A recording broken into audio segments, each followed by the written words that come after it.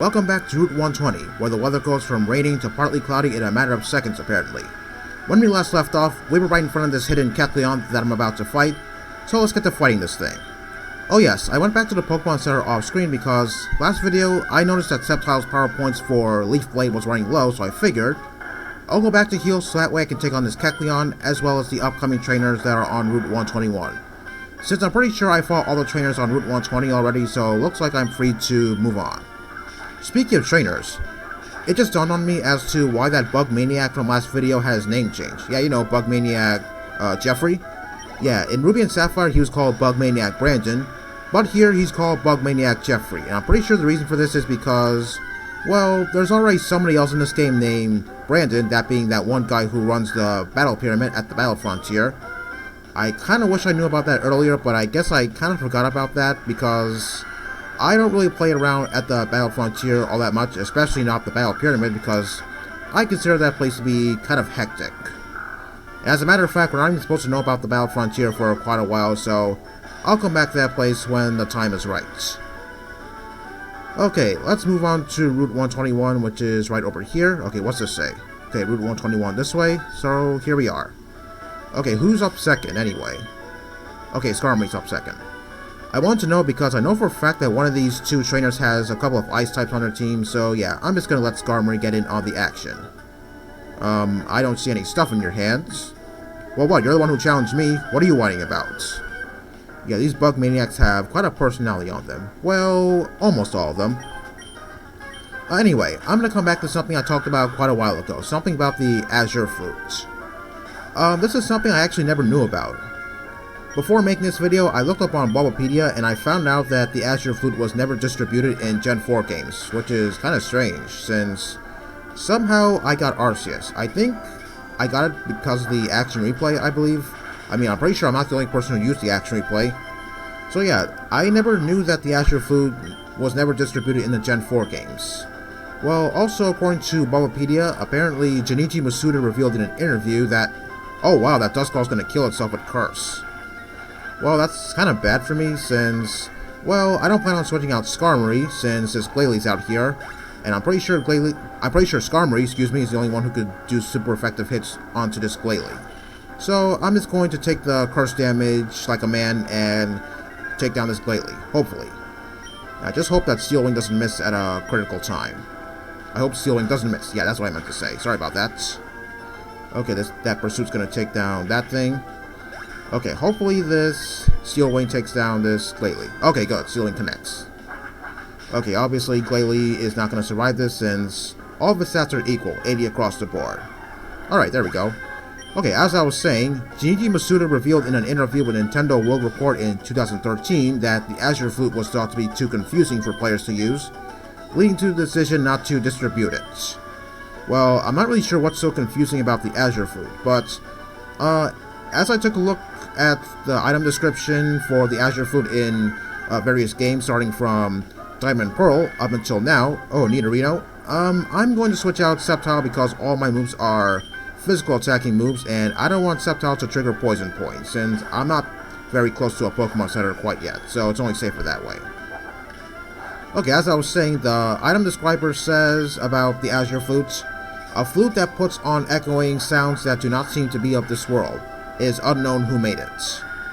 But in Legends Arceus, it says a flute that puts out echoing sounds that do not seem to be of this world. No one knows who made it or when. Okay, I know for a fact that there was a hidden item in this little dead end here since there was no grass there. Yeah, I played this game long enough to know that something should be there. So yeah, it doesn't really mention Arceus or anything, so I think I see why it would be a little bit confusing for players to use because the Azure Flute doesn't make any mention of Arceus at all.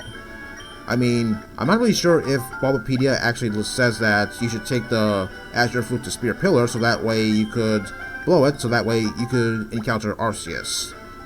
I may have to look that up again since, well, I don't think I took a good look at what I read online. Also, in Heart Gold and Soul Silver, yeah, it looks like the Azure Flute was never distributed in Gen 4 games, also meaning Heart Gold and Soul Silver.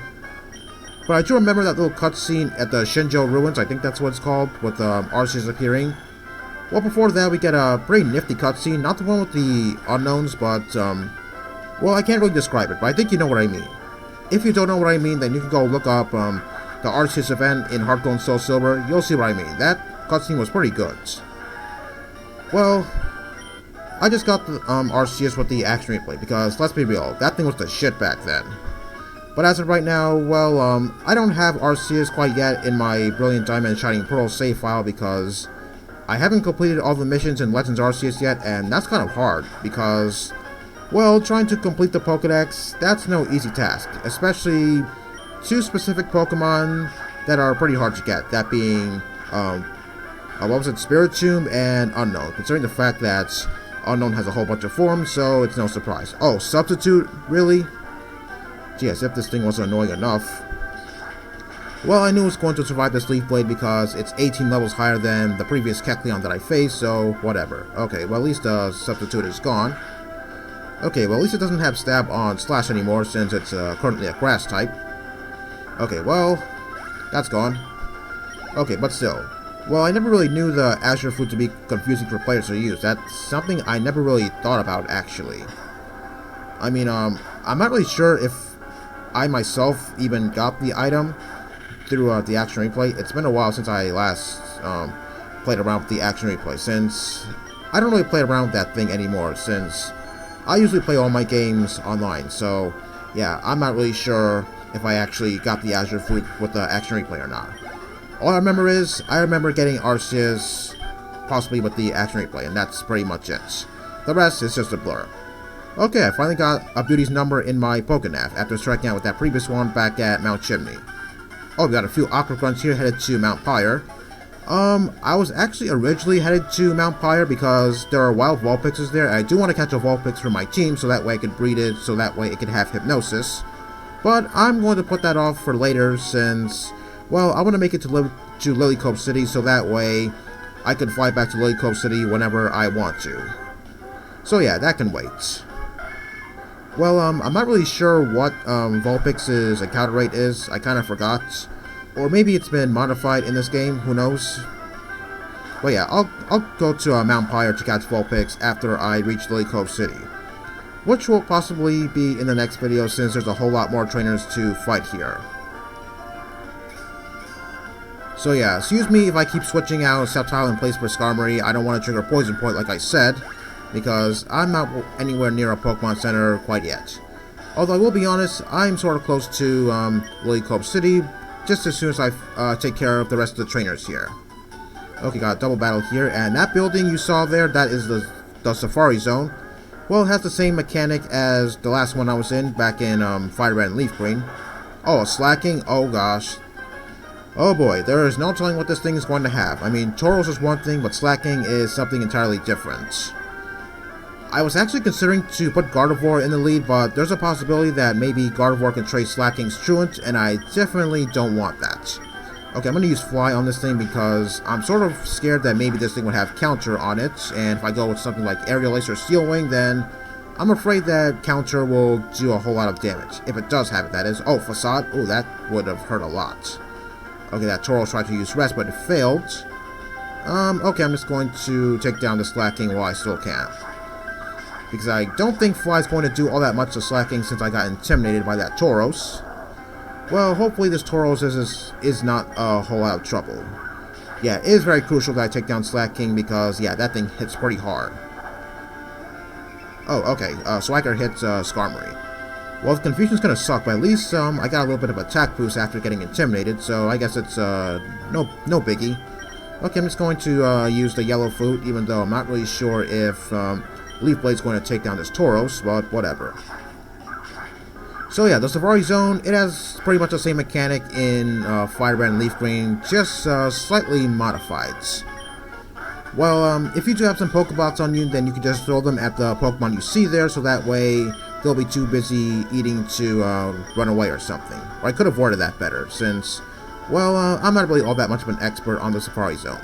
The problem is, we can't go in here quite yet because we need the Pokéblock Case, and that's ridiculous. I mean, do I really need that thing in order to enter the Safari Zone? I mean, in the remakes, I was able to go in here without paying at all, and I could even battle the wild Pokemon there for experience points. Yeah, that was one of my favorite things about the remakes. I can just simply go in there and fight whatever I want to. Okay, that person back there was talking about the various Pokemon that were in there, especially some that are not native to the Hoenn region. But in a game like this, I can encounter those Pokemon regardless, so I don't think I need to wait for that area to open up, but I'm just gonna go there once the time is right. Yeah, I seem to be without a Pokéblock case. Your Safari game will be much more fruitful if you use Pokéblocks. No, I don't think so. I should be able to go in here without the Pokéblock case. Sorry about that. Gee, that's ridiculous. That's the biggest load of crap I've ever heard. Well, good news is we're almost close to Lily Cove City, so yeah, I'm not gonna complain all that much. So yeah, back to the Azure Flute for a second. Well, at least you can have access to it right now, given the fact that if you maybe completed all the missions in Legends Arceus, which I haven't done yet. Like I said previously, the Azure Flute will appear in your room in Twin Leap Town after you have a save file of Legends Arceus with all the missions completed. Like I said previously, that's a pretty unusual way to get the Azure Flute. I mean, you would think that maybe, I don't know, it would come to you via mystery gift, because I'm pretty sure that's how all items like that come to you. Such as the member card, or whatever that thing is called, or the Azure Flutes, or whatever item you need to access some mythical Pokemon. Okay, put Gardevoir in the second slot because I believe these two breeders here start off with Nidorino and Nidorina. Oh yeah, I actually could have fought these two in single battles simultaneously, because I believe both of these two have 6 Pokemon each. But I don't really care. I'm more of a double battle person when it comes to these two, actually, so yeah, I'm just going to fight them in double battles and get it over with. I kind of wish I could rematch these two so that way I could actually see all 6 of their Pokemon, but I think there's another breeder that I'm coming up on later on in the game, and I'll be able to fight her with a significant amount of Pokemon on her team. I believe she has either 5 or 6 Pokemon on her team when I fight her again. I believe she's somewhere in Mount Pire. So yeah, speaking of mythical items, I kind of wish that maybe Game Freak would maybe throw in some mythical items in Scarlet and Violet. Although this has not been confirmed yet, still, I think it would be pretty cool to do that. Well, given maybe if there's going to be any mythical Pokemon, which I'm not really sure if there will be, since, well, a Pokemon like that are kind of hard to get in my opinion, since, well, I don't really pay much attention to those things, since, yeah, I don't really like playing around with the mythical Pokemon all that much. Oh, a Metang? Okay, kind of makes me wish I had a fire type right about now. Okay, let me see what I can do to this thing. Okay, does the person on the left have any more Pokemon on their team, or is that it? Okay, just one more Pokemon. Oh, Misdreavus? Let's see, I'll go with Steel Wing on Misdreavus and Thunderbolt on Metang. Yeah, Thunderbolt's probably not going to one-shot this thing since Metang is built pretty sturdy since it's an unevolved pseudo-legendary. Yeah, I figured as much. Oh, Steel Wing miss. Great. Oh, Perish Song? Oh, God. Yeah, I've been on the receiving end of that so many times, back when I was in the Battle Tower. Yeah, Perish Song combined with Mean Look makes a very devastating combo. Okay, let me see if I could one-shot this Misdreavus again with Steel Wing, and hopefully Steel Wing doesn't miss. I would go with Fly, but yeah, I'm on the verge of dying because of that Perish Song, and I don't want to lose any of my team members because I made a stupid mistake. Okay, thank you. Steel Wing connects. Okay, I don't think this Misdreavus is going to survive since its defense is not very good, given the reason why it got a much needed evolution in future generations. Okay, even if I decide to take on these two in simultaneous single battles, I'm not really sure if I would have had a lot of time to fight both these two at the same time, given how much time I have left. Okay, that's nice. Okay, that gentleman over there, I don't think I have enough time to fight him, so I think I'm just going to leave him off for next video. Okay, this is my Chiata here. I'm not really sure if I have enough time to fight this thing, so you know what, I'm just going to run away from this thing, since I got intimidated, odds are I'm probably not going to one-shot this thing.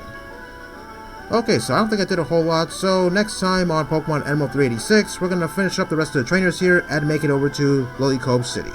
See you all next time.